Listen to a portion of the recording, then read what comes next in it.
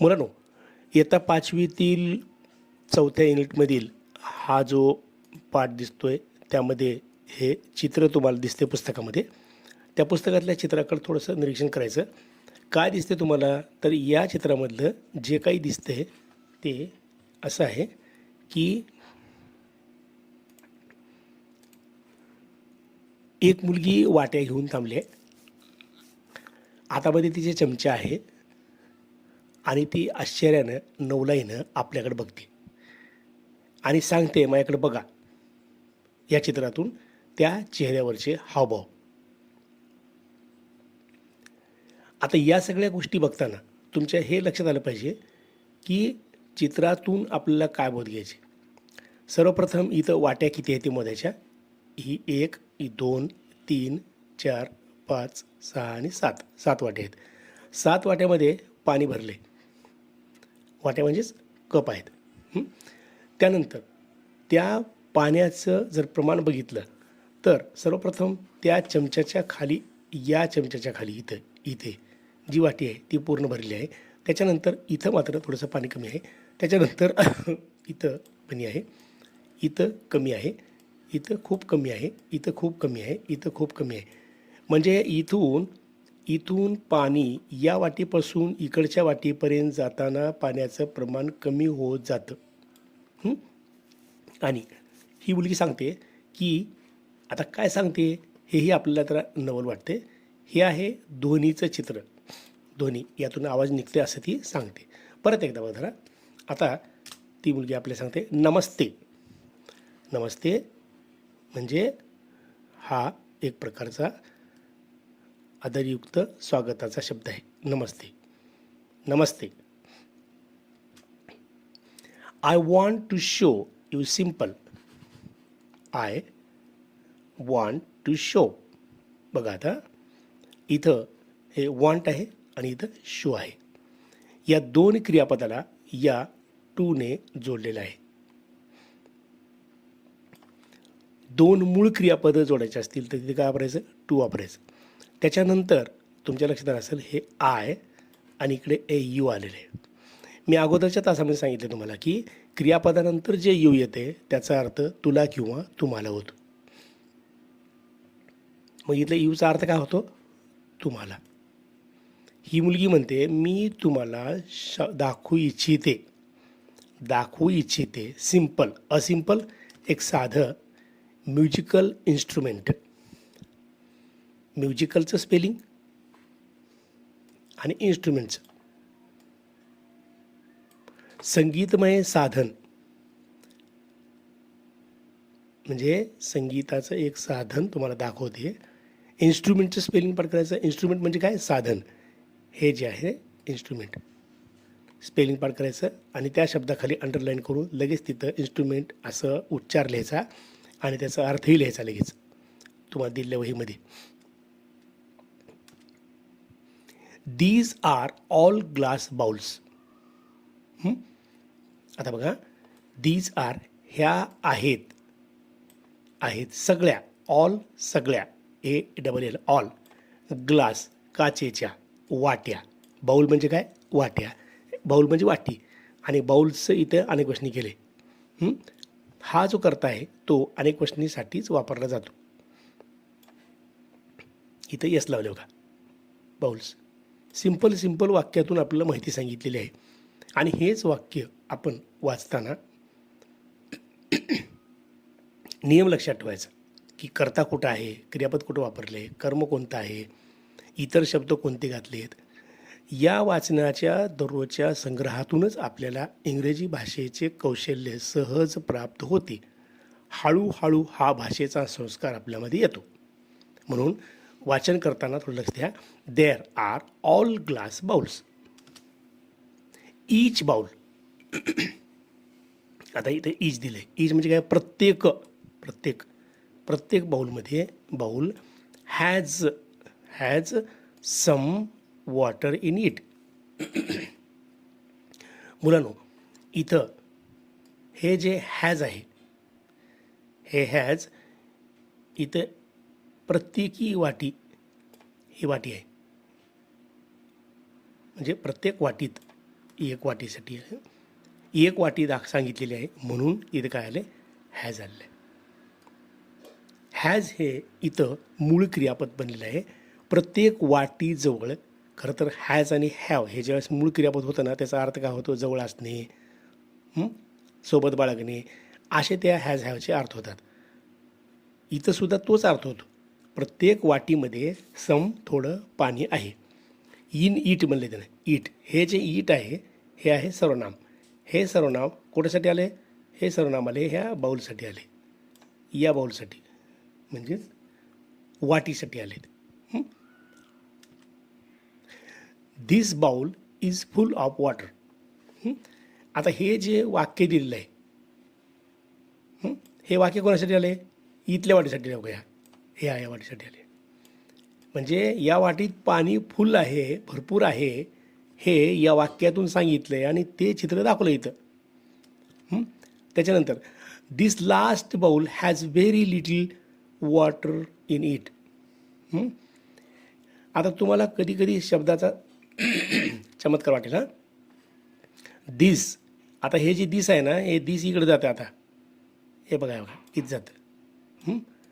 हे दिस इथल्या वाटीत जातं, सगळ्यात शेवटच्या वाटीमध्ये जातं.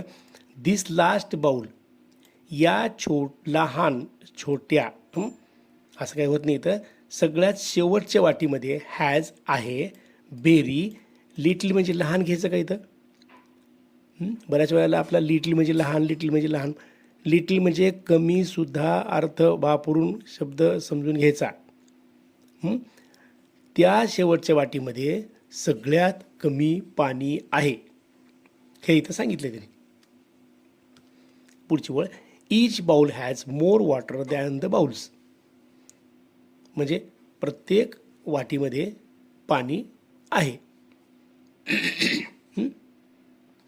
आता इथून उलटं यायचं, ह्याच्यापेक्षा जास्त, ह्याच्यापेक्षा जास्त, ह्याच्यापेक्षा जास्त, ह्याच्यापेक्षा जास्त, ह्याच्यापेक्षा जास्त, ह्याच्यापेक्षा जास्त, सगळ्यात जास्त, असे वाक्याचा अर्थ होतो. प्रत्येक वाटीमध्ये बरंचसं पाणी आहे. ते कसं आहे? आता ईच जे दिलं इथं, ईच प्रत्येक. त्याच्यानंतर आता आणखीन एक शब्द आहे इथं, ही मोर आहे. आपल्याला इथं मोरे नावानं हाक मारून सवय आहे. MORE मोरे. आडनाव आपण लिहितो असं लिहितो ना, पण इथं मोर हा एक इंग्लिशमध्ये शब्द आहे. तो मोर म्हणजे पेक्षा, जास्त, आणि इथं देन म्हणजे पेक्षा. एका वाटीपेक्षा दुसऱ्या वाटीमध्ये पाणी जास्त आहे.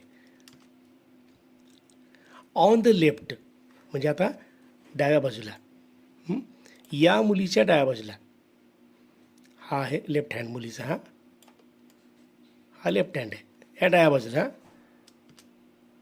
Now I shall tap each bowl gently. मी हळुवारपणे काय करते, नाऊ आत्ता, आत्ता नाऊ म्हणजे काय? आत्ता. नाऊच्या खाली आत्ता लिहा. टॅप वाजवते. ईच प्रत्येक, बाउल वाटी, जेंटली हळुवारपणे. हळूवार म्हणजे जेंटली म्हणजे हळू. जोरात वाजवलं तर ते जाईल ना फुटून खनखन. वाजवते आणि वाजवल्यानंतर ध्वनी येतो. हे ध्वनीचं चिन्ह आहे. तुमच्या पुस्तकात तुम्ही बघा आणि पुन्हा या चित्रात बघा. मी त्या पुस्तकातलं चित्र तुम्हाला इथे दिसावं म्हणून काय केले, प्रयत्न केला आहे आणि समजावून सांगतोय प्रत्येक शब्द. आता इथं जे दिलेलं आहे, आय नंतर कॉमा दिला आहे, पण नंतर आहे इथं शॅल, आय शॅल. विथ सोबत, दिस स्पून, घरात आपण वापरतो स्पून म्हणजे काय? चमचा. मी या चमच्याने त्या वाटीवर आपटेन. पण कसं? हळू, जेंटली, हळू. Did you here that? Did you here that? Did you here that? ऐकलं का तुम्ही? ऐकलं का? मी काय केलं? ऐकलं का? ऐकू येते का नाही? ऐकलं का? ऐकलं का असं हे कशासाठी आहे? तर हे आहे डीड. आणि इथं दिले हिअर, आहे ना. हिअर म्हणजे ऐकणे. आणि त्याचं भूतकाळी रूप आहे. त्याचं भूतकाळी रूप प्रश्न तयार करण्यासाठी काय केले, इथे डीड वापरले. आपण डू, डज, डीडचे उपयोगसुद्धा या व्हिडिओच्या खाली लिंक देतो. ते कसे असतात प्रश्न तयार करण्यासाठी, होकारार्थी नकारार्थी, होकारार्थीचे नकारार्थी करण्यासाठी वापरले जातात. ते कसे वापरले जातात त्याचाही इथं तुम्हाला व्हिडिओची लिंक देतो, तुम्ही पाहायचं आणि समजून घ्यायचं. What a musical sound. आता इथं वाक्याचा थोडासा बदलतो रेफरन्स बदलतो. बघा, इथं जे वाक्य दिले, इथं पूर्णविराम आहे. इथं जे वाक्य दिले, सगळ्यात शेवटी प्रश्नचिन्ह दिले. इथं जे वाक्य दिले, उद्गाराचे काय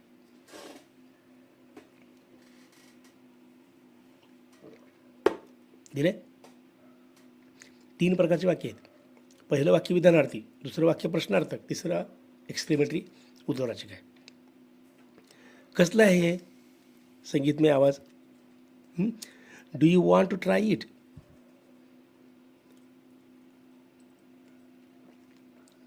तुम्ही प्रयत्न कराल का? सॉरी, तुम्ही प्रयत्न करू इच्छिता का? आपल्या भाषेत तुम्हाला करा वाटलेलं आहे का? तुम्हाला प्रयत्न करा वाटलेले का? शेवटी प्रश्नचिन्ह. इथं डू वापरून प्रश्न तयार केला आहे. सॉरी, डीड वापरून इथं डू वापरून केलं आहे. म्हणजे डू, डज, डीड याचा वापर प्रश्न तयार करण्यासाठी सुद्धा होतो, हे आपल्याला इथून लक्षात येतं. तो कसा करायचा इथून लक्षात घ्यायचं. आता इथं हे भूतकाळी रूप होतं म्हणून काय केलं, त्याचा प्रश्न तयार करण्यासाठी डीड वापरले, म्हणजे इथं हर्ड होतं. आणि इथं वर्तमानकाळी रूप होतं, त्याला एस प्रत्यय लावलेला नव्हता, करता हा यू असल्यामुळे, म्हणून इथं काय घेतले, डू घेतले. Please be carefully. आता इथे सगळ्या शेवटी दिले बी केअरफुली.